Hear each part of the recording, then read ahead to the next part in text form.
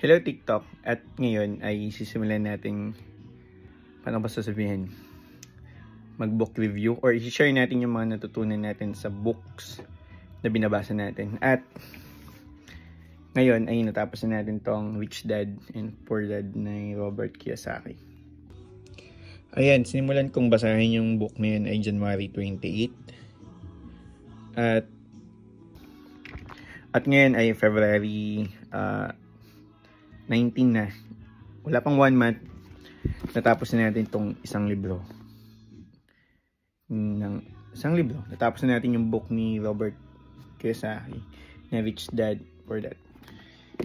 Minsan na-overwhelm tayo kung paano ko ba matatapos yung isang libro na ito. Pero ang ginawa ko lang na challenge sa akin para matapos yung isang book ay 10 pages a day.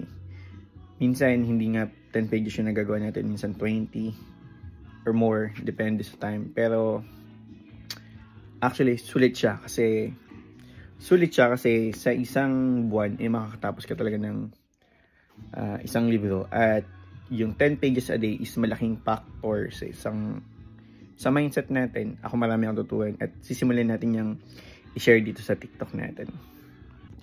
Kaya kung ikaw ay gusto mong simulan na magbasa ng libro, sasabayan ko kayo. At simulan natin i-challenge yung sarili natin. Kasi maraming bagay ang nagagawa ng yung small habits na maganda, may malaking factor din sa atin. So, habang nagbabasa ako dito, i-share natin dito sa TikTok. Para naman hindi natututo din ako sa inyo at natututo tayo sa bawat isa. So, yun. Kaya kung ikaw, ano yung challenge na gusto mong gawin or anong book na gusto mong simulan sa taong ito? So, hindi pa uli ang lahat. February pa lang, simula pa lang ng taon. Magkaroon tayo ng good habit sa lahat ng mga bagay na gusto nating gawin.